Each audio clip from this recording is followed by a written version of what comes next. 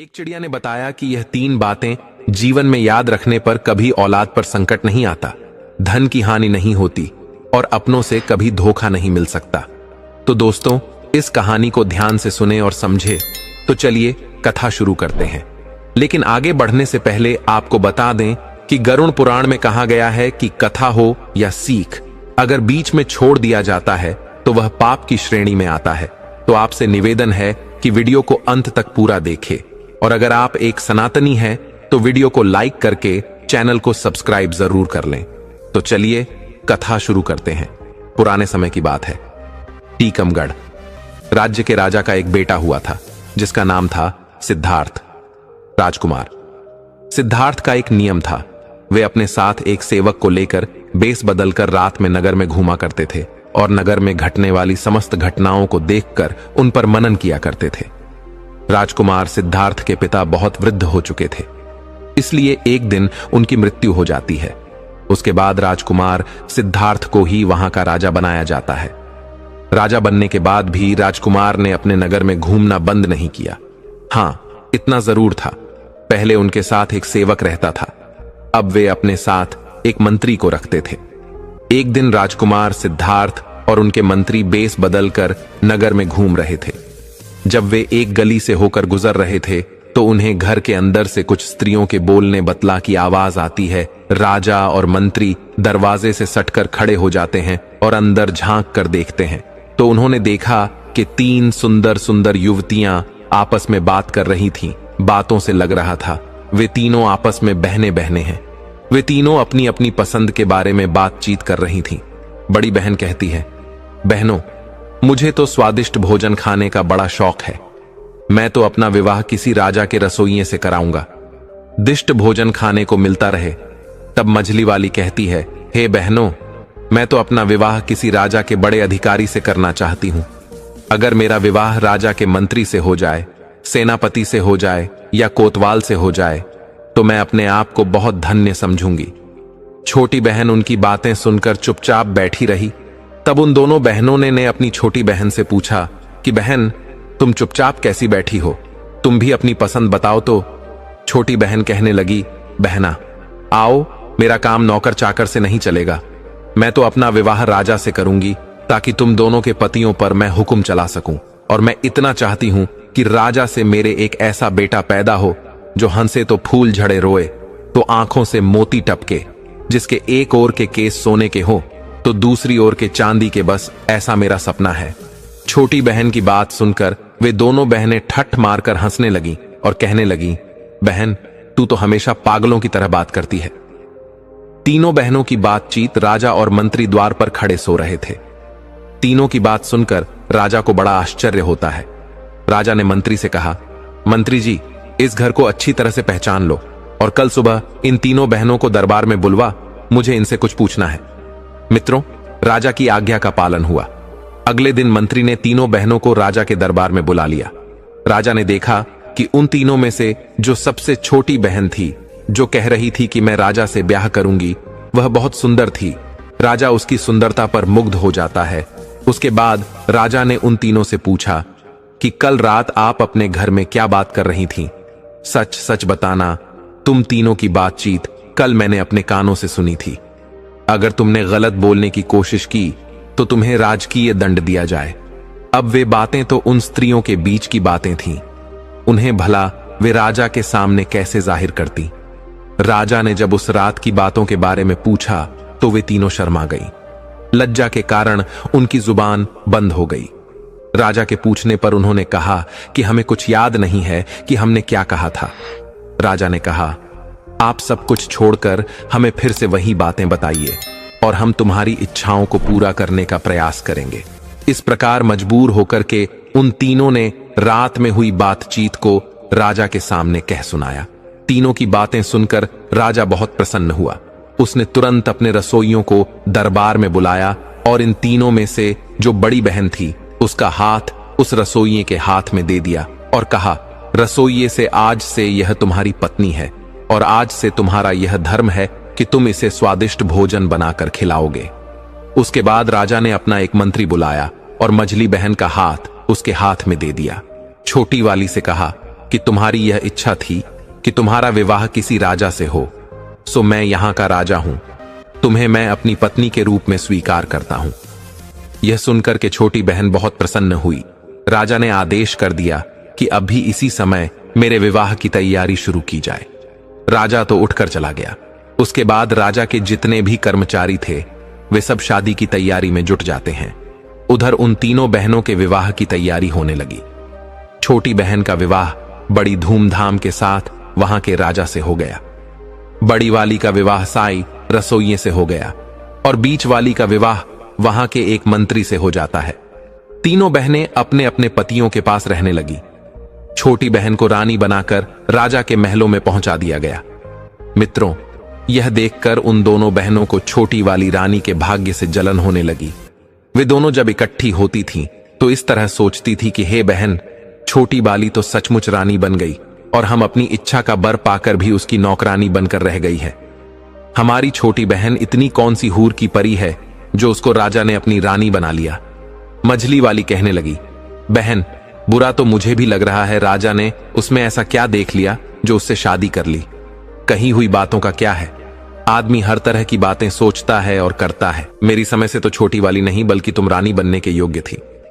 वड़ी ने कहा, मुझे भी यह देखकर आश्चर्य होता है कि राजा की अक्ल पर क्या पत्थर पड़ गए थी जो उसे पसंद कर लिया। उससे तो तुम 100 गुना अच्छी थी मित्रों। इस प्रकार वे दोनों बहनें एक दूसरे को कोसने लगी और एक दूसरे की बुराई करके अपने दिल को तसल्ली देने लगी। लेकिन कई बार डर इतनी प्रबल हो जाती थी कि मन में विचार आता था कि बहन, हम उसकी बड़ी बहन होकर भी उसके नौकर चाकर की पत्नी है और वह हमसे छोटा होकर भी हम पर हुक्म बजाती है।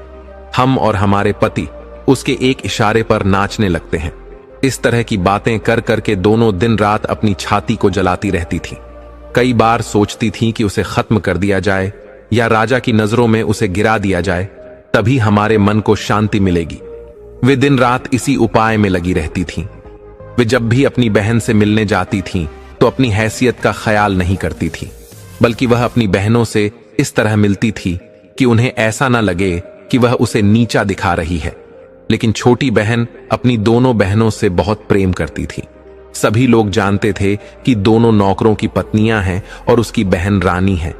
मित्रों, कुछ महीनों के बाद रानी को गर्भ ठहर जाता है। यह खबर पाकर राजा को बड़ी खुशी होती है।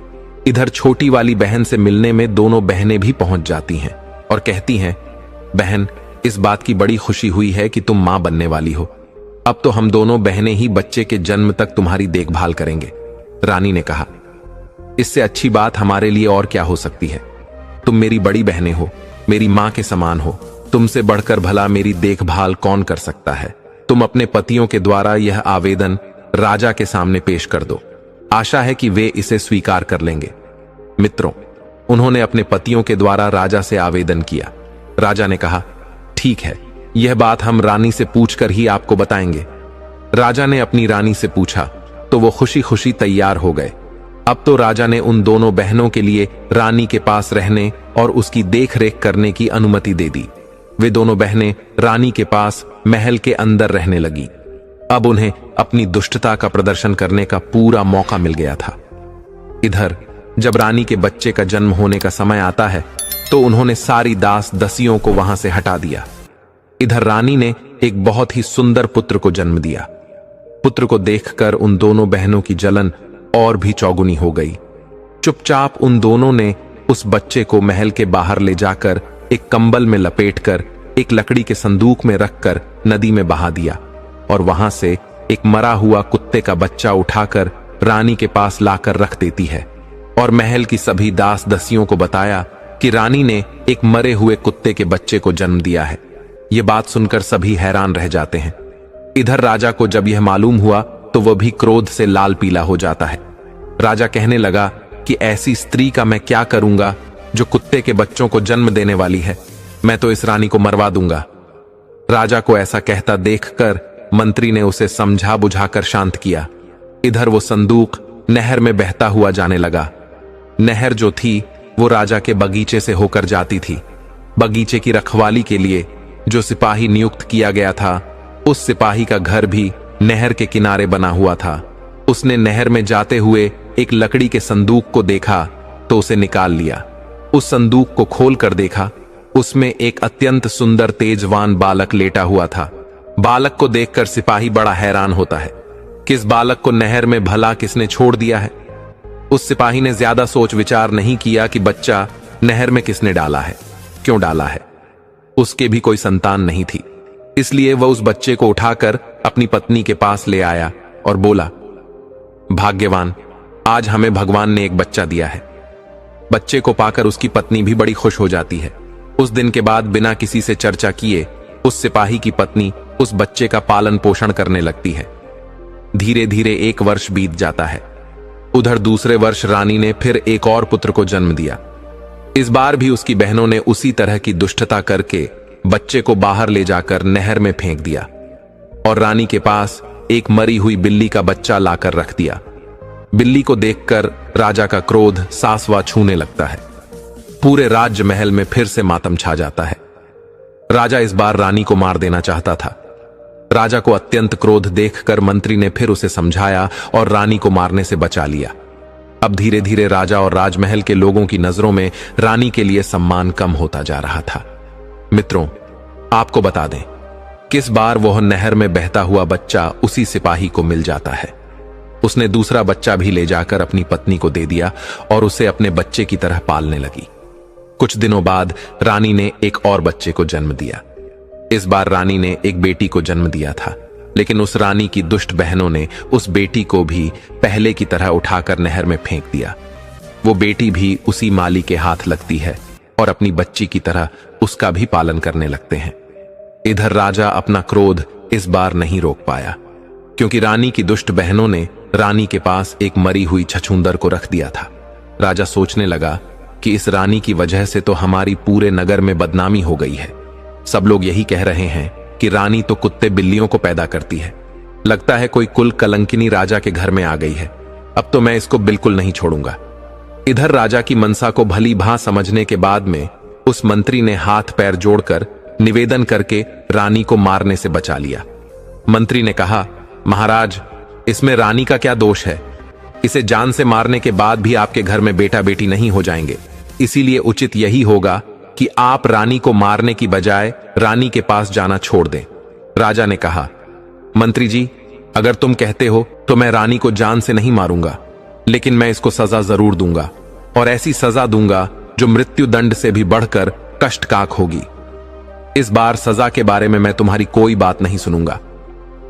इस बार राजा ने एक चौराहे पर एक जेल नुमा महल बनवाया। उसमें एक लकड़ी का पिंजरा रखा हुआ था। उसी पिंजरे में रानी को बंद करवा दिया। राजा ने यह आदेश करवा दिया कि इस चौराहे से जो भी निकल कर जाएगा वो रानी के ऊपर थूक कर जाएगा, और जो व्यक्ति ऐसा नहीं करेगा उसे भी ऐसी ही कठोर सजा दी जाएगी जो इस रानी को दी जा रही है। राजा का यह फरमान मंत्री को बहुत बुरा लगा। मंत्री सोचने लगा कि इस सजा के योग्य तो इस रानी की दोनों बहनें हैं। बेचारी निर्दोष रानी अब तो बिना करे की सजा पाने लगी। उधर रानी के वे तीनों बच्चे उस माली के घर में पलकर बड़े हो रहे थे। माली ने उनकी शिक्षा दीक्षा कराई। धीरे धीरे वे सभी विद्याओं में पारंगत हो गए। इधर धीरे धीरे तीनों बच्चे से आने होते हैं। उधर उस माली और माली की पत्नी की कुछ दिनों बाद मृत्यु हो जाती है। उनके मरने पर उनका अंतिम संस्कार करके तीनों भाई बहन मिलकर उस घर में रहने लगे। दोनों भाइयों को राजा के यहां नौकरी भी मिल जाती है, परंतु उनकी कभी राजा से भेंट नहीं हो पाई थी।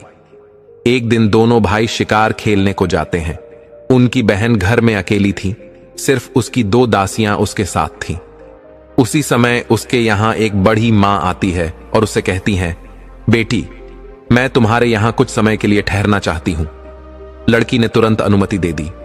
लड़की ने बूढ़ी मां को भोजन कराया, उनकी खूब सेवा की। अपने घर के आसपास सुंदर बाग, बगीचे को और तालाब को दिखाया। वहां का सुंदर वातावरण देखकर बूढ़ी मां का भी हृदय खुशी से गदगद हो गया। लड़की ने पूछा, अम्मा, मेरे महल और बाग के बारे में तुम्हारी क्या राय है? क्या कोई और चीज की कमी है जो यहां होनी चाहिए? बुढ़िया ने कहा, बेटी, यह प्रश्न मुझसे न करो तो अच्छा है। मैं कहूंगी तो तुम कहोगी कि ये 2 टके की बुढ़िया मेरे महल और बाग में नोकस निकालने आ गई। लड़की ने जोर देकर कहा, मैं ऐसा कुछ नहीं कहूंगी। तुम जो कुछ भी कमी इसमें समझती हो वह मुझे बताओ, मैं उसे पूरा करने की कोशिश करूंगी। तब बुढ़िया ने कहा, बेटी, यह सब कुछ तो तुम्हारा ठीक है, किंतु मेरी समझ में यहां पर 3 चीजें और आ जाएं तो संसार में तुम्हारा बाग सबसे सुंदर हो जाएगा, लेकिन उनका मिलना बहुत कठिन है। वो 3 चीजें क्या हैं? ध्यान देकर सुनो। एक तो है, बुलबुल मनुष्य की तरह बोलती है। जब वह बोलती है तो उसके आसपास सैकड़ों हजारों चिड़ियां जमा हो जाती हैं और उसके स्वर में स्वर मिलाने लगती है। दूसरा है एक गाने वाला पेड़। उसके पत्ते मोटे और चिकने होते हैं। जब हवा चलने पर पत्ते एक दूसरे से रगड़ खाते हैं तो उनसे मधुर संगीत निकलता है। उस संगीत को हर कोई सुनने वाला मुग्ध हो जाता है। और तीसरी वस्तु है वो सुनहरा पानी। उसकी एक बूंद किसी बर्तन में रख दी जाए तो बर्तन अपने आप भर जाता है और फिर उसमें से एक फव्वारा सा निकलता है जो कभी नहीं रुकता, क्योंकि वह पानी लौटकर उसी बर्तन में गिरता रहता है। बुढ़िया की बात सुनकर लड़की कहने लगी, अम्मा, अगर तुम्हें इन चीजों के बारे में इतने विस्तार से पता है तो तुम यह भी जानती होगी कि यह वस्तुएं कहां मिलती हैं। मुझे बताओ, मैं उनकी प्राप्ति का प्रयत्न करूंगी। बूढ़ी महिला ने कहा, बेटा, मैं तुम्हें यह नहीं बता सकती, लेकिन इतना जरूर बता सकती हूं, यहां से कोई व्यक्ति उत्तर दिशा में चला जाए और सीधा चलता चला जाए तो 10 दिन की यात्रा के बाद जो पहला व्यक्ति उसे मिलेगा उससे पूछे कि यह वस्तुएं कहां मिलेंगी, वही आगे की राह बताएगा। अच्छा बेटी, बुढ़िया कहने लगी, मुझे काफी देर हो गई है, अब मैं चलती हूं। बुढ़िया को क्या मालूम था कि वह लड़की इतनी साहसी लड़की है कि खुद इन चीजों की तलाश में निकल पड़ेगी। इसलिए उसने विस्तार से वो सब कुछ बता दिया था जो उसे मालूम था। लड़की ने उसकी बताई हुई एक एक बात याद कर ली। इधर दोनों लड़के जब शिकार से लौट कर आते हैं तो अपनी बहन को उदास बैठा हुआ देखते हैं। उन्होंने पूछा, बहन, क्या बात है? आज तुम्हारी तबीयत खराब है क्या, या कोई बात तुम्हारी मर्जी के खिलाफ हो गई है? लड़की ने सिर झुकाकर कहा, नहीं भाई, ऐसी कोई बात नहीं है। भाइयों ने कहा, यह तो तुम झूठ बोल रही हो, कुछ ऐसा तो जरूर हुआ है जो तुम्हें दुख दे रहा है। अगर तुम नहीं बताओगी तो हम तुम्हारे पास से उठकर नहीं जाएंगे। तब लड़की ने देखा कि दोनों भाई बात जानने के लिए अड़े खड़े हैं, तो उसने कहा, मैं तुम्हें इसलिए नहीं बताना चाहती हूं कि जो मैं कहूंगी उसे सुनकर तुम चिंता में और कष्ट में पड़ जाओगे। खैर, जब तुम जिद कर रहे हो तो मैं बता देती हूं।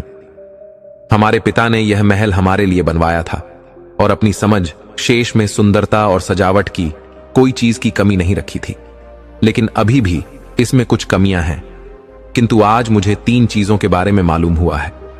अगर वे 3 चीजें इस बाग में आ जाएं तो हमारा महल अद्वितीय सुंदर हो जाएगा। दोनों राजकुमार ने पूछा, बहन, वे ऐसी कौन सी चीजें हैं, हमें शीघ्र बताओ। तब लड़की कहती है, भाइयों, एक तो उम्दा किस्म की बुलबुल जो बोलने वाली हो, जिसका गाना सुनकर हजारों पक्षी इकट्ठे होकर उसके स्वर में स्वर मिलाने लगते हो। दूसरा है गाने वाला पेड़, जिसके पत्तों से पत्ते रगड़ खाकर संगीत निकलता हो। और तीसरा है सुनहरा पानी, जिसकी एक बूंद से ही कभी खत्म ना होने वाला फुबारा बन जाता हो। मैं इसी चिंता में हूं कि इन्हें कैसे प्राप्त करूं।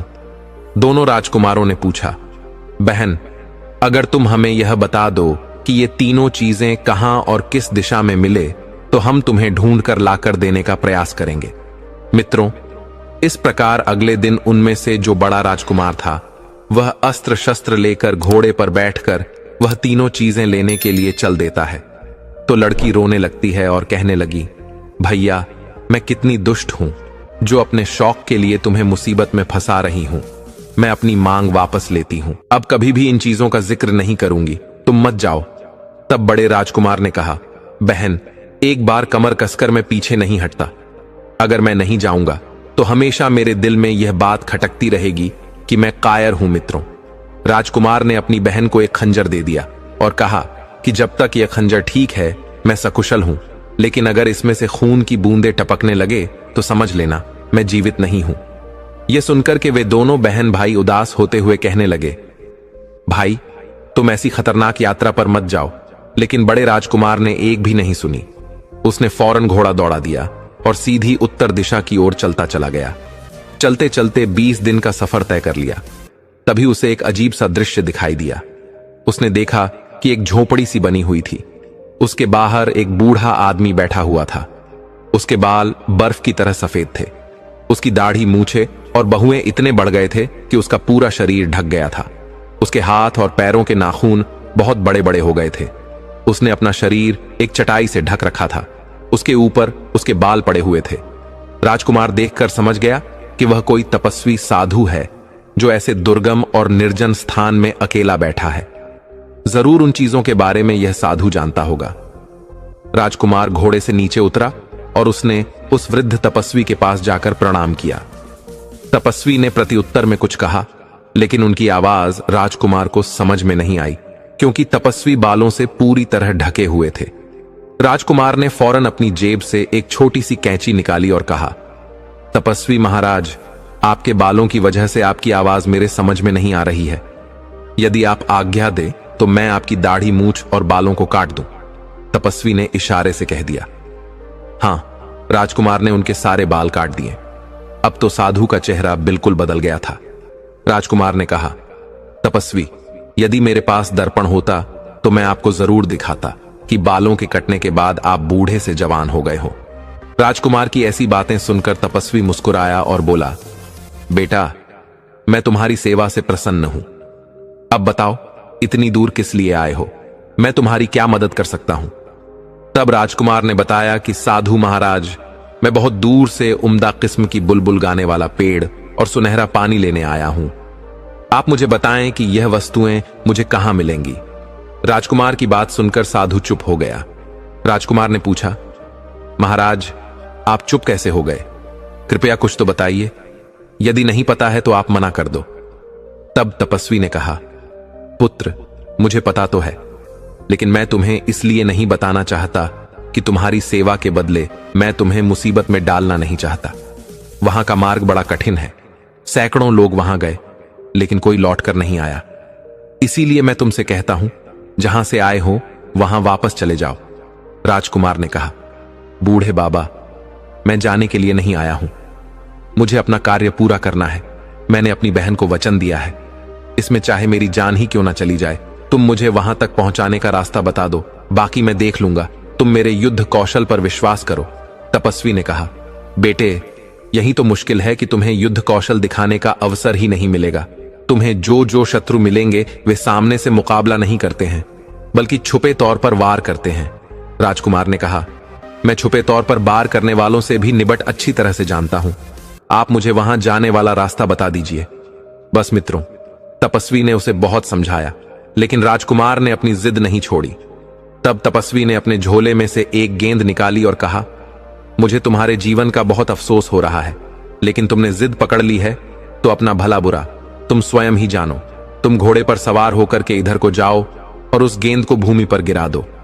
यह गेंद खुद ही लुढ़क लगेगी और तुम के पीछे पीछे चले जाना। जब तक यह लुढ़क रहे तब तक तुम चलते रहना। एक पहाड़ के नीचे जाकर यह गेंद रुक जाएगी। वही एक पेड़ से तुम घोड़े को बांध देना और फिर आगे पहाड़ पर चढ़ने लगना। तुम्हारे दोनों ओर काले पत्थर दिखाई देंगे। तुम उन पर ध्यान मत देना। इस दौरान तुम्हें पीछे से कई आवाजें सुनाई देंगी। तुम्हें कुछ धमकियां, कुछ गालियां सुनाई देंगी। तुम उन्हें अनसुना कर देना। अगर तुमने एक बार भी डर कर पीछे की ओर देखा तो तुम और तुम्हारा घोड़ा दोनों काले पत्थर के रूप में बन जाएंगे। वहां पड़े हुए काले पत्थर वही सब लोग हैं जो इन्हीं चीजों को लेने के लिए गए थे और पीछे लौटकर देखने के कारण वहां पत्थर बन गए। अगर तुम कुशलतापूर्वक पहाड़ की चोटी पर पहुंच गए तो वहां एक वृक्ष पर टंगा हुआ पिंजरा मिलेगा जिसमें गाने वाली चिड़िया मौजूद होगी। उस चिड़िया की बातों से तुम्हें डरना नहीं है, बल्कि उससे तुम उस गाने वाले पेड़ और सुनहरे पानी का पता पूछना। वो चिड़िया तुम्हें बताएगी कि यह चीजें कहां मिलेगी। इन सब चीजों को पाने बाद तुम्हारी राह में कोई खतरा नहीं रहेगा।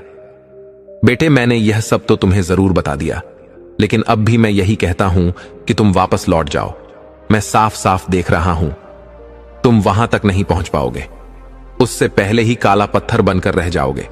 राजकुमार आगे के लिए चल देता है। तपस्वी ने वो गेंद लड़का दी। गेंद लुढ़कते लुढ़कते उसी पहाड़ी की तलहटी में जाकर रुक गई। वहां से ऊपर जाने के लिए एक बड़ा ही सखरा रास्ता था। राजकुमार ने घोड़े को वहीं बांध दिया और पहाड़ पर चढ़ने लगा। कुछ दूर आगे जाने पर उसे बड़े बड़े काले काले पत्थर दिखाई दिए। उन पत्थरों के बीच 5 कदम ही आगे बढ़ा होगा, तभी पीछे से कुछ आवाजें आनी शुरू हो जाती हैं। वे आवाजें उस राजकुमार को धमका रही थी। कोई आवाज कह रही थी, कौन है बेवकूफ जो आगे जा रहा है। कोई आवाज कहती थी, पकड़ो इसे। कोई कहती थी, यह कितना बड़ा दुष्ट है, इसे पकड़कर मार डालो। कोई उस पर चीखती थी, कोई चिल्लाती थी, कोई कहती थी, इसे घेर लो, जरूर ये उस चिड़िया को चुराने आया है। राजकुमार ने उन आवाजों की उपेक्षा की और तेजी से आगे के लिए बढ़ने लगा, लेकिन वह जितना आगे बढ़ रहा था उतनी ही आवाज तेज होती जा रही थी। उसके कानों के पर्दे फटने लगे, दिमाग सुन्न हो गया। तपस्वी ने उसे जो बताया था वो उसके दिमाग से निकल गया और एक बार वो मुड़कर पीछे देखने लगा। जैसे ही उसने पीछे देखा तो वो घोड़ा और राजकुमार दोनों काले पत्थर के बन जाते हैं।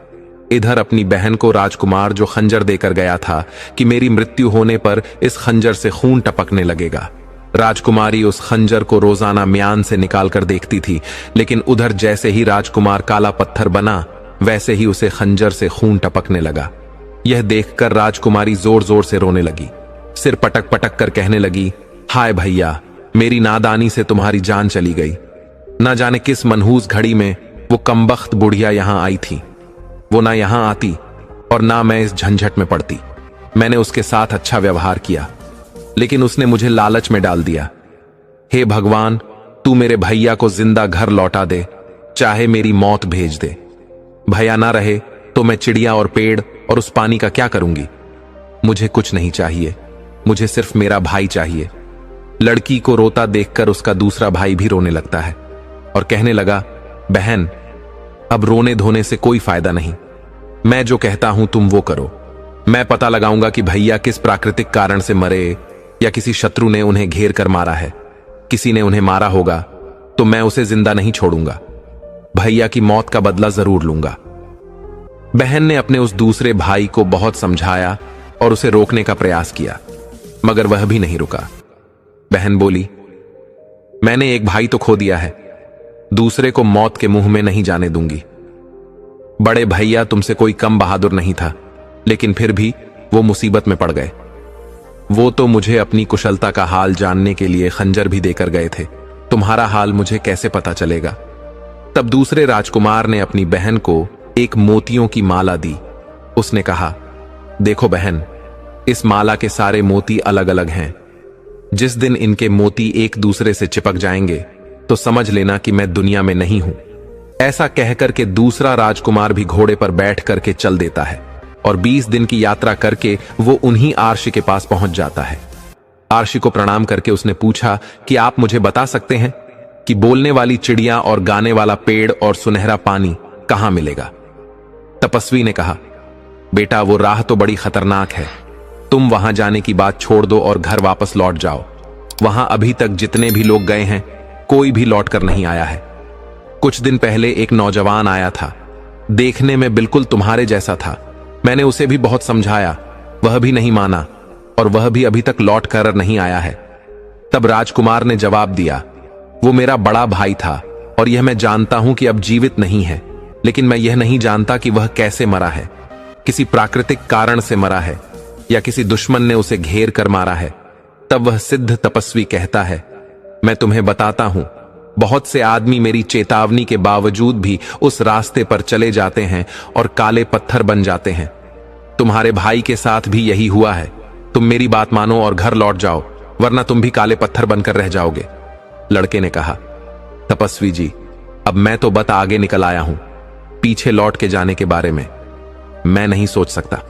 आप मुझे रास्ता बताइए। तपस्वी ने कहा, बेटी, अगर तुम जिद करते हो तो जाओ, इस गेंद के पीछे पीछे चले जाओ, यह गेंद तुम्हें मंजिल तक पहुंचा देगी। इतना कहकर तपस्वी ने वह गेंद लड़का दी। वह गेंद उस राजकुमार को पता बताती हुई लुढ़क हुई चली जा रही थी। राजकुमार उसके पीछे पीछे चलता गया।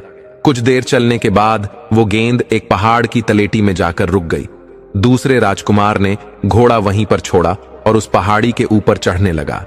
2-4 कदम ऊपर चढ़ा होगा कि उसने सुना कि पीछे से कोई डांट कर कह रहा है, अबे बदमाश, अरे बदतमीज, तू कहां बड़ा चला जा रहा है। रुक जा कमबख्त, मैं तुझे सजा देता हूं। गाली सुनकर के दूसरे राजकुमार को क्रोध आ जाता है। उसका खून खौल उठा। वो उस तपस्वी द्वारा बताई गई चेतावनी को भूल गया। उसने म्यान से तलवार खींच ली और पलट कर देखा कि गाली देने वाले के टुकड़े टुकड़े कर डालूं, किंतु पीछे देखते ही वह काले पत्थर के रूप में बदल जाता है और उसका घोड़ा भी काला पत्थर का बन जाता है। मित्रों, उधर राजकुमारी ने जब उस माला को देखा जिसे राजकुमार देकर गया था, वह माला उसने अपने गले में पहन रखी थी। उसने देखा कि माला के सारे मोती एक दूसरे से चिपक गए हैं। यह देखकर लड़की जोर जोर से चीख पड़ी। वह समझ गई कि उसका दूसरा भाई भी अब दुनिया में नहीं है। भाई के गम में वो बुरी तरह से रोने लगी और रोते रोते बेहोश हो जाती है। जब होश आता है तो ने निश्चय किया कि मेरे ही कारण मेरे दोनों भाई मौत के मुंह में चले गए। मैं भी अब जीकर क्या करूंगी। मित्रों, वो लड़की भी सारी विद्याओं में निपुण थी। शस्त्र चलाना, घुड़सवारी करना, तलवारबाजी, तीरंदाजी, सभी हुनर उसे अच्छी तरह आते थे। अब तो लड़की घोड़े पर सवार होकर स्वयं अपने भाइयों की खोज में निकल पड़ी। 20 दिन चलने के बाद वह उसी साधु के पास आती है और तपस्वी को प्रणाम करके पूछने लगे, हे तपस्वी महाराज, मुझे बोलने वाली चिड़िया, गाने वाला पेड़ और सुनहरा पानी चाहिए। बताओ यह कहां मिलेगा। तब साधु ने कहा, बेटी, तुम एक लड़की हो और तुम्हारे लिए अच्छा यही होगा कि तुम अपनी इच्छाओं पर संयम रखो और जिन चीजों का विचार तुम मन में लेकर आई हो उन चीजों को भूलकर तुम वापस लौट जाओ। वह राह बड़ी कठिन है। लड़की ने अपनी मनसा जाहिर की। तपस्वी जी, अब मैं वापस नहीं जा सकती। कृपया मुझे विस्तार से बताइए कि उस रास्ते में क्या खतरे पड़ेंगे ताकि मैं उनसे निपटने का पहले से कर लूं। साधु ने लड़की को पूरी बात बता दी। साधु ने कहा, बेटी, खतरा सिर्फ तब तक है जब तक पहाड़ की चोटी पर ना पहुंच जाओ। पहाड़ की चोटी पर पहुंचते ही तुम्हें वहां बोलने वाली चिड़िया मिल जाएगी और वही चिड़िया तुम्हें उस पेड़ और सुनहरे पानी के बारे में बताएगी। तुम्हें इतना ध्यान रखना है कि पहाड़ पर चढ़ते समय पीछे से सुनाई देने वाले कटु शब्द और गालियों को तुम्हें अनसुना करते हुए आगे बढ़ना है। वहां जो काले पत्थर मिलेंगे वो सब वही लोग हैं जिन्होंने उन गालियों को बर्दाश्त नहीं किया है। कुछ समय पहले 2 नौजवान भी आए थे, वो भी शायद उन्हीं पत्थरों के ढेर में पड़े होंगे। लड़की ने कहा, महाराज, वह मेरे भाई थे। लड़की ने कहा, इसका मतलब वह शब्द किसी का कुछ नहीं बिगाड़ सकते। यदि उन्हें अनसुना करते हुए आगे बढ़ा जाए तो लड़की ने क्या किया, अपने कान में रुई लगा ली। तपस्वी ने वही गेंद लड़का दी। लड़की उस गेंद के पीछे पीछे चलने लगी। गेंद जाकर के पहाड़ों की तलेटी में रुक जाती है। लड़की ने घोड़ा वहीं छोड़ा और पहाड़ी के ऊपर चढ़ने लगी। तभी पीछे से बड़ी भयानक आवाजें आने लगती हैं, किंतु लड़की के कानों में रुई लगी थी। इस कारण से वे आवाज उसे सुनाई नहीं दे रही थी। लड़की लगातार आगे को बढ़ती जा रही थी। आवाजें धीरे धीरे बहुत तेज होती चली गई। लड़की उन गालियों को सुनती गई और सहन करती गई। आखिरकार वो उस पहाड़ की चोटी पर चढ़ ही गई। वहां जाकर उसने देखा कि एक पिंजरे में एक सुंदर चिड़िया मधुर सुर में गा रही है। लड़की को देखते ही वह चिड़िया एकदम गरज कर कहने लगी, ए लड़की, खबरदार, मेरे पास मत आना। चिड़िया की डांट फटकार सुनकर राजकुमारी हंसने लगी और उसने दौड़कर उस चिड़िया का पिंजड़ा उठा लिया और कहने लगी, चिड़िया रानी, आज से मैं तुम्हारी मालकिन हूं। अब तुम हमेशा मेरे कब्जे में रहोगी। तो लड़की ने अब अपने कानों से रुई निकाल ली थी। चिड़िया बोली, तुम ठीक कह रही हो। अब मैं सदैव तुम्हारे पास रहूंगी। मैं हमेशा पिंजरे में बंद रहती हूं और संसार की कोई भी बात ऐसी नहीं है जो मुझे मालूम ना हो। तुम्हारा हाल भी मैं इतना जानती हूं कि जितना तुम भी नहीं जानती हो। मेरे कारण तुम्हें बहुत ही लाभ मिलेगा। अब तुम मेरी मालकिन हो और मैं तुम्हारी सेवा करूंगी। इस समय तुम मुझे बताओ कि मुझसे क्या चाहती हो। चिड़िया की बातें सुनकर लड़की बहुत प्रसन्न होती है। राजकुमारी ने कहा, मुझे अपने भाइयों के पत्थर बनने का बड़ा दुख है। खैर, यह बातें मैं तुमसे बाद में करूंगी। पहले मुझे यह बताओ कि मुझे गाने वाला पेड़ और सुनहरा पानी कहां मिलेगा। मित्रों, चिड़िया ने जो रास्ता बताया, राजकुमारी चलकर उस स्थान पर पहुंची। वहां एक सुनहरे पानी का कुंड था। लड़की ने एक चांदी की सराय में उस पानी को भर लिया।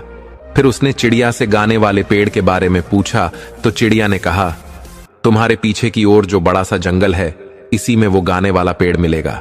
वहां पहुंचकर तुम्हें खुद पता चल जाएगा कि वो पेड़ कौन सा है, क्योंकि उस पेड़ से संगीत निकलता होगा। राजकुमारी ने कहा, यह तो ठीक है, लेकिन मैं उस पेड़ को उखाड़ कर लाऊंगी कैसे। चिड़िया बोली, पेड़ नहीं उखाड़ना है, तुम सिर्फ उस पेड़ की एक टहनी तोड़कर ले आना। जब तुम अपनी बाटिका में उस टहनी को लगाओगी तो कुछ ही समय में वह टहनी पूरे वृक्ष के रूप में बदल जाएगी। उस चिड़िया के बताए अनुसार राजकुमारी उस जंगल में पहुंच जाती है और वहां से गाने वाले पेड़ की टहनी तोड़कर अपने पास लेती है।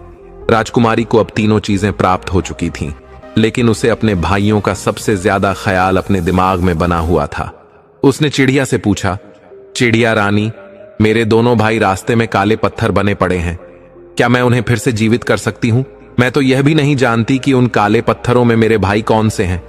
चिड़िया ने कहा कि तुम इस सराय में जो सुनहरा जल लेकर आई हो, एक एक बूंद उन शिलाखंडों पर डालते जाना, तुम्हारे भाई घोड़े सत फिर से जीवित हो जाएंगे। चिड़िया की बातें सुनकर राजकुमारी प्रसन्न हो गई और पिंजरा सुरा और टहनी लेकर पहाड़ से उतरने लगी। जहां जहां उसे काले पत्थर दिखाई दिए, उसने उन पर एक एक बूंद सुनहरा जल छिड़क दिया, जिससे जितने लोग पत्थर के बन गए थे, घोड़े सहित सब अपने असली रूप में आ जाते हैं। उन्हीं पत्थरों के बीच उनके दोनों भाई भी पड़े थे। भाइयों को जीवित देखकर राजकुमारी एकदम उनसे लिपट कर रोने लगी। कहने लगी, भाइयों, मुझे चिड़िया पानी और पेड़ की टहनी मिल गई है। इनसे मिलने से ही तुम फिर से जीवित हो पाए हो, और यहां पड़े जितने भी काले पत्थर थे, मैंने सबको जीवित कर दिया है।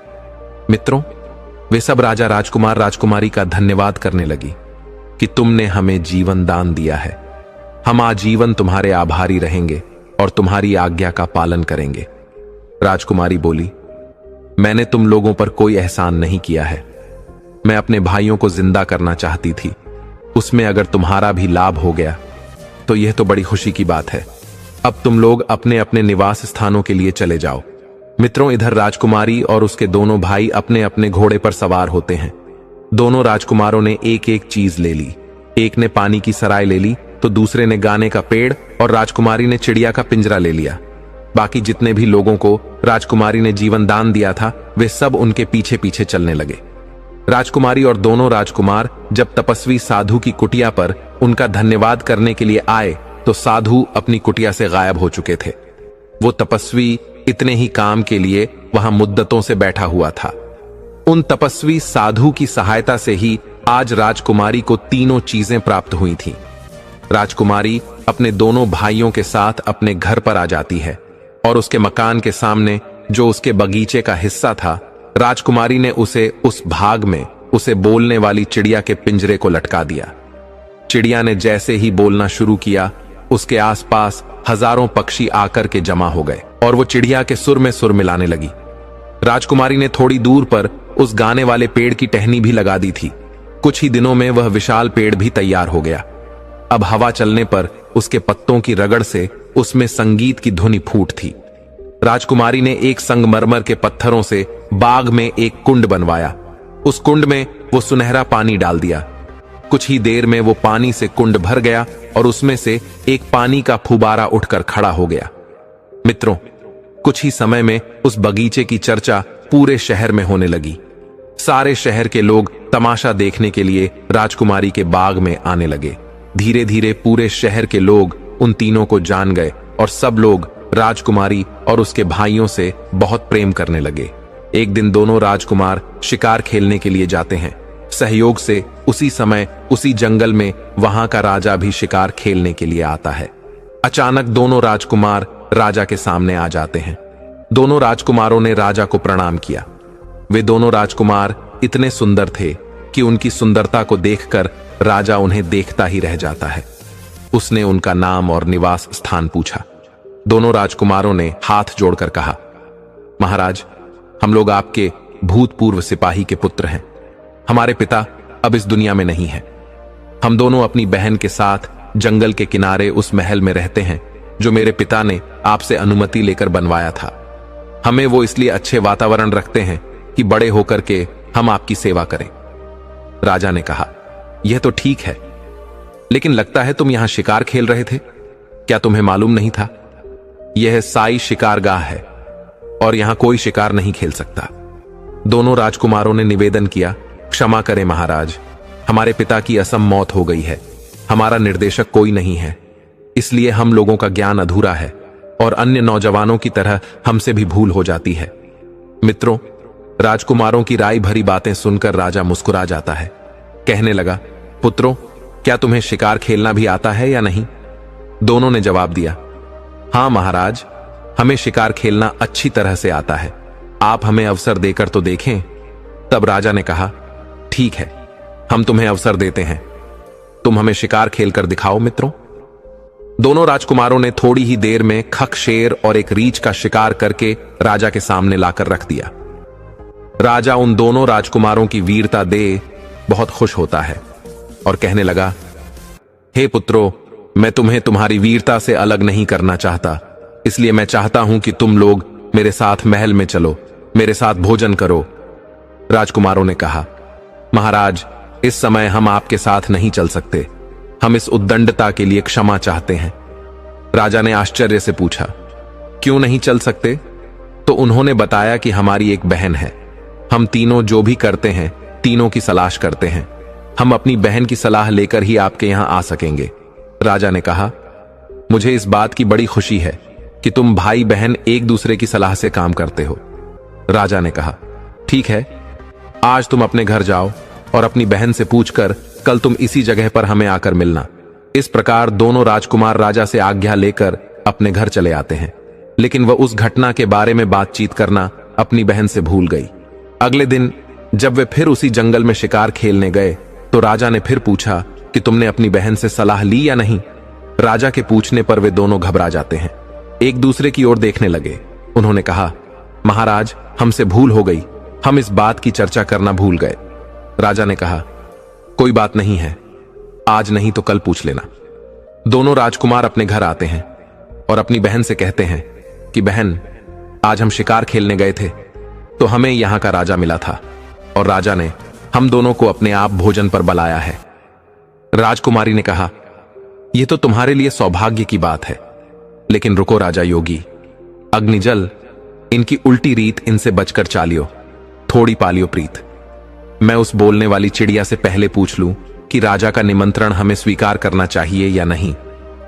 राजकुमारी फौरन चिड़िया का पिंजरा लेकर अपने कमरे में आई और पूछने लगी कि चिड़िया रानी, तुम्हें तो सारी बातें पता है, तुमसे कोई बात नहीं छुपी है और तुम सलाह हमेशा सही होती है। मुझे तुमसे एक सलाह लेनी है। मेरे दोनों भाइयों को राजा ने अपने यहां भोजन पर बुलाया है, बताओ तुम्हारी इसमें क्या राय है? चिड़िया ने कहा, मालकिन, तुम्हारे भाइयों को राजा की आज्ञा जरूर माननी चाहिए। राजा पूरे राज्य का मालिक होता है, उनका मेहमान बनने में इन दोनों को किसी प्रकार की कोई हानि नहीं होगी, वे शौक से जाएं। लेकिन दोनों राजकुमार राजा के लिए भी अपने घर भोजन का निमंत्रण देकर जरूर आए। राजकुमारी ने पूछा, हे चिड़िया, मुझे एक बात और बताओ, मेरे भाइयों के निमंत्रण पर अगर राजा हमारे घर आएगा तो मुझे राजा के सामने निकलना चाहिए या नहीं? चिड़िया ने कहा, इसमें कोई हर्ज नहीं है राजा, हर बात से अपनी प्रजा के लिए पिता के समान होता है और पिता के सामने जाने में किसी भी तरह की झिझक नहीं होनी चाहिए। चिड़िया से पूछने के बाद राजकुमारी ने अपने दोनों भाइयों को राजा के निमंत्रण पर जाने का आदेश दे दिया। दोनों राजकूट जाकर उसी जंगल में राजा से मिलते हैं और बोले, महाराज, हमें आपका निमंत्रण स्वीकार है, लेकिन हम आपका निमंत्रण तभी स्वीकार करेंगे जब आप भी हमारा निमंत्रण स्वीकार करेंगे। मित्रों, इस प्रकार राजा उन दोनों राजकुमारों को अपने महल में बुलाकर ले जाता है और उन दोनों की खूब अच्छे से खातिरदारी करता है। राजा ने उनकी इतनी अच्छी खातिरदारी की कि कई दरबारी और सरदारों को ईर्ष्या तक होने लगी। किन अजनबियों के प्रति राजा इतना दयावान क्यों है? राजा के सभी कर्मचारियों को इस बात पर बड़ा ही आश्चर्य हो रहा था। सब लोग यह सोचकर हैरान थे, किन अपरिचित का इतना सम्मान क्यों हो रहा है। दोनों राजकुमारों के रंग रूप, आचार व्यवहार से सभी प्रभावित थे। उनमें आपस में बातें होती थीं कि राजा ने जिस रानी को पिंजरे में कैद कर रखा है, अगर उसके पेट से बच्चा पैदा होता तो आज इतने ही बड़े बालकों के रूप में होता। मित्रों, इधर जब राजा महल में आता है तो भोजन का समय हो जाता है। दास दसियों ने सोने के पात्रों में भोजन परोसा। राजा ने उन दोनों कुमारों को भोजन करने के लिए बैठने को कहा। दोनों राजकुमार बड़े ही संस्कारी थे। राजा ने उनकी कई तरह से परीक्षा लेकर देख लिया, लेकिन हर परीक्षा में खरे उतरे। राजा सोचने लगा, ऐसी कुशाग्र बुद्धि के वीर शहजादे अगर उसके होते तो कितना अच्छा होता। उनके प्रति राजा का आकर्षण बढ़ता जा रहा था। भोजन के बाद राजा उन्हें अपने मनोरंजन के कक्ष में लेकर जाता है और काफी देर तक उनसे बातें करता है। उनकी बातें सुनने से उसका जी नहीं भर रहा था। राजा ने गायन विद्या और वादन आरंभ करने का आदेश दिया। अपने काल के सर्वश्रेष्ठ गायक वादक को वहां उपस्थित कराया और उन्होंने अपनी श्रेष्ठ कला का प्रदर्शन किया। फिर नाच गाने का इंतजाम किया। नृत्यांगना ने मनमोहक नृत्य दिखाकर सभी को प्रसन्न कर लिया। नाटककार ने नाटक किए। यह कार्यक्रम कई घंटों तक चलते रह। उसके बाद जब संध्या होने को आई तब दोनों कुमारों ने राजा से अपने घर जाने की आज्ञा मांगी और राजा से कहा कि महाराज, अब आप भी हम दोनों गरीबों की कुटिया में पधार कर हम पर कृपा करें। राजा ने उनका निमंत्रण स्वीकार कर लिया और बोला, मुझे तुम्हारे यहां कुछ आकर प्रसन्नता हुई है। मैं तुम्हारी बहन से जरूर मिलना चाहूंगा। इस प्रकार दोनों राजकुमार अपने घर चले आते हैं।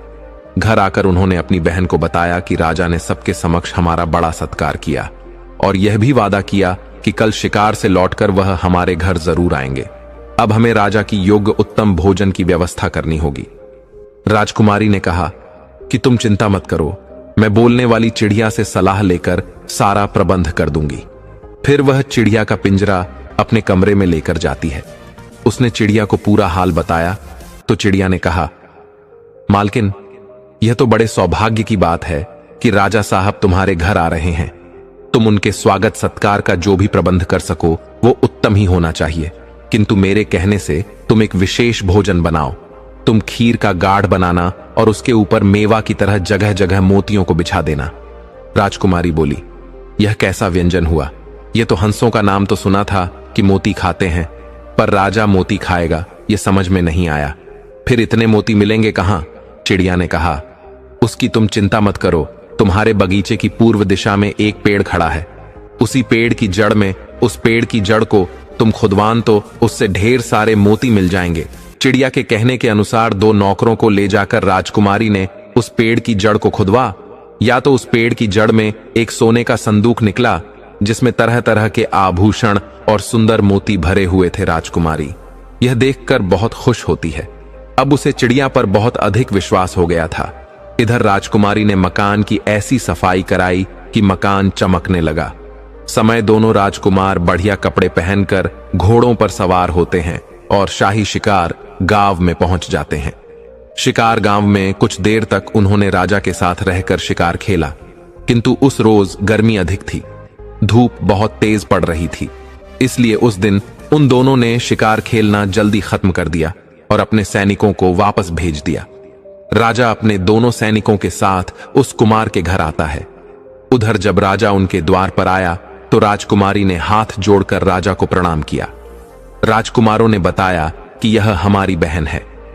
राजा ने राजकुमारी के सर पर हाथ रख दिया और वह राजकुमारी की सुंदर सूरत को काफी देर तक निहारता रहा। राजकुमारी की सूरत को देखकर राजा को कुछ याद सा आ रहा था कि उसकी सूरत जरूर किसी से मिलती जुलती है, मगर वह समझ नहीं पा रहा था कि उसकी सूरत किससे मिलती है। उसके बाद राजकुमारी राजा को अपने घर के अंदर बुलाकर ले जाती है और अपने घर की प्रहिस्से को, बाग बगीचे को राजा को दिखाती है। राजा ने पूरा भवन देखकर कहा, तुमने अपने महल की सजावट और रख रखा बहुत अच्छे ढंग से किया है। अब मुझे अपना बाग भी दिखाओ। कोई आदमी मुझसे तुम्हारे बाग की बहुत तारीफ कर रहा था। यह बाग तुम्हारे पिता के द्वारा लगाया हुआ था। राजा बाग को गौर से देखने लगता है। उस बाग में सब कुछ तो सुंदर था, लेकिन उस बाग के बीच में जो फुबारा था, राजा की नजर उस पर जम गई। उस फुबार केर सुनहरा पानी काफी ऊंचाई तक उछल रहा था। राजा ने पास में जाकर देखा तो हैरान रह गया। तब तक उसे एक पेड़ से बहुत सुंदर संगीत की धुनी सुनाई देने लगी। राजा कहने लगा, लगता है इन्होंने अपने बगीचे में गाने बजाने वालों का भी इंतजाम कर रखा है, क्योंकि बाग से बड़े ही सुंदर संगीत की धुनी सुनाई दे रही थी। तो राजा ने उनसे पूछा, क्या सचमुच तुमने गाने बजाने वालों का अपने बाग में प्रबंध कर रखा है? तो राजकुमारी हंसकर कहने लगी, महाराज, यहां कोई गवैया नहीं है।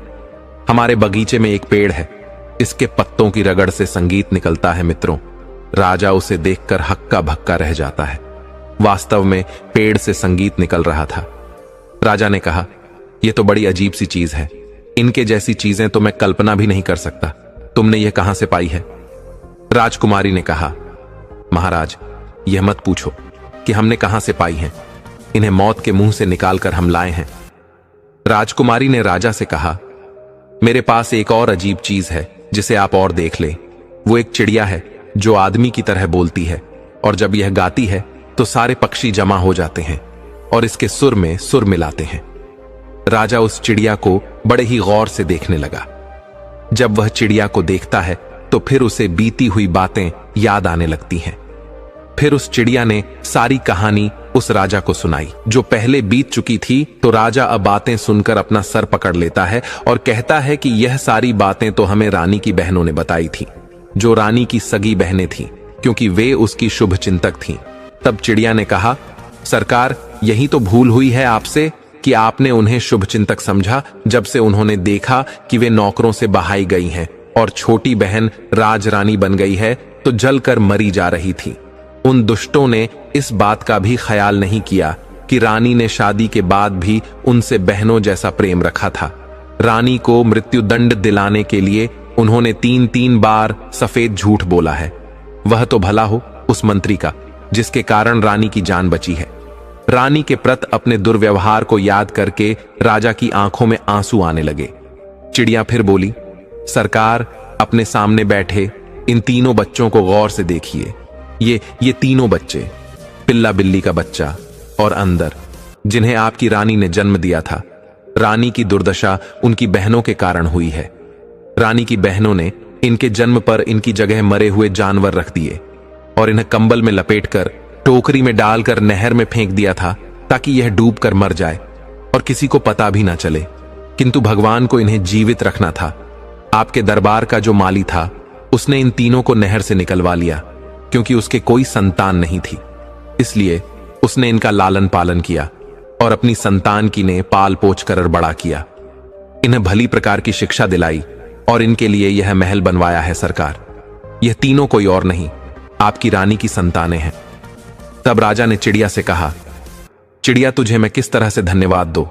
दुश्मनों की दुष्टता और रानी का निर्दोष होना मेरे सामने आज तुमने स्पष्ट कर दिया है।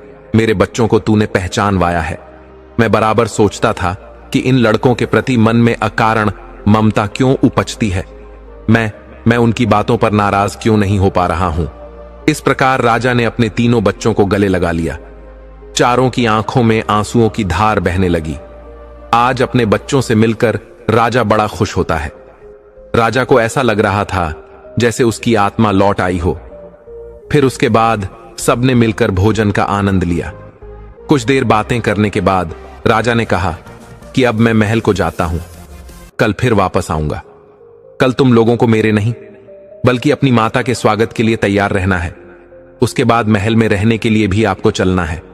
महल में पहुंचकर राजा ने मंत्री को बुलवाया और उसने उसकी खूब प्रशंसा की कि तुम कितने बुद्धिमान मंत्री हो, तुम्हारे कारण रानी की जान बची थी। फिर उसने रानी की बहनों की दुष्टता का वर्णन मंत्री के सामने किया। राजा ने मंत्री को सारी कहानी का सुनाई और कहा कि उन दोनों दुष्ट स्त्रियों को अब भी बुलाकर उन्हें वही दंड दिया जाए जो मैंने अपनी रानी को दिया था। किसी भी प्रकार की वे दया की पात्र नहीं है। मित्रों, मंत्री ने बिना देर किए राजा के आदेश अनुसार सारे कार्य किए और दोनों दुष्ट बहनों को वही दंड दिया गया जिसकी वे हकदार थीं। उसी चौराहे पर उन्हें पिंजरे में बंद कर दिया गया और पिंजरे से रानी को निकालकर राजा ने उसे गले लगाकर बार बार उससे क्षमा मांगी और रानी को बताया कि उसके दोनों बेटा और बेटी जिंदा है। यह खबर सारे राज में फैल गई। सभी लोग उत्सव मनाने लगे। हर जगह नाच गान होने लगा। रानी राजा के साथ महल में आ गई और तीनों बच्चे अपनी मां से देर तक लिपटे रहीं। रानी अपने बच्चों से मिलकर बहुत प्रसन्न हुई। आज परमात्मा ने उन्हें फिर से मिला दिया था। राजकुमारी ने अपनी मां को उस बोलने वाली चिड़िया से मिलाया और अपने सुंदर बाग में खड़े उस पेड़ को दिखाया जिससे संगीत निकलता था। चिड़िया ने राजा और रानी से कहा, हे राजन, जीवन में 3 महत्वपूर्ण बातें याद रखी जाएं तो इससे न केवल आपकी औलाद पर संकट आता है, तो कभी आपकी औलाद पर संकट नहीं आएगा, न कभी धन की हानि होगी और धोखेबाजों से भी बचा जा सकता है। पहली बात, बिना देखे सुनी सुनाई बातों पर विश्वास करके कोई निर्णायक कदम ना उठाए। अगर किसी को सजा देने की बात हो तब कभी सुनी सुनाई बातों पर विश्वास नहीं करना चाहिए। हमेशा अपनी आंखों से देखकर या कसौटी पर रखकर ही उचित कदम उठाना चाहिए।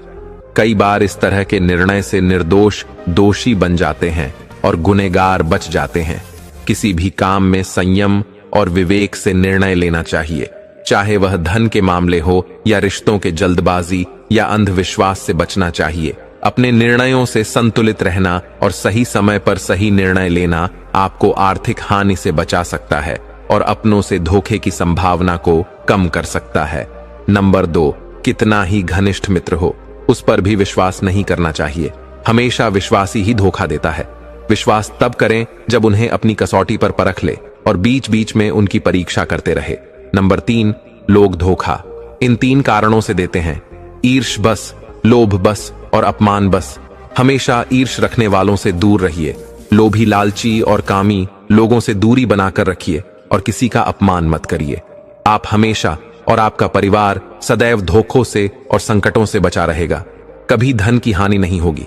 तो मित्रों, इस तरह से राजा का पूरा परिवार इकट्ठा हो जाता है और फिर से राजा के घर में वह खुशी लौट आती है। रानी की सारी मुश्किलें कट जाती हैं। तो दोस्तों, ये कहानी कैसी लगी कमेंट सेक्शन में जरूर बताना। मिलते हैं आपसे अगले वीडियो में एक और चर्चा के साथ। आप सभी का बहुत बहुत धन्यवाद। जय श्री कृष्णा।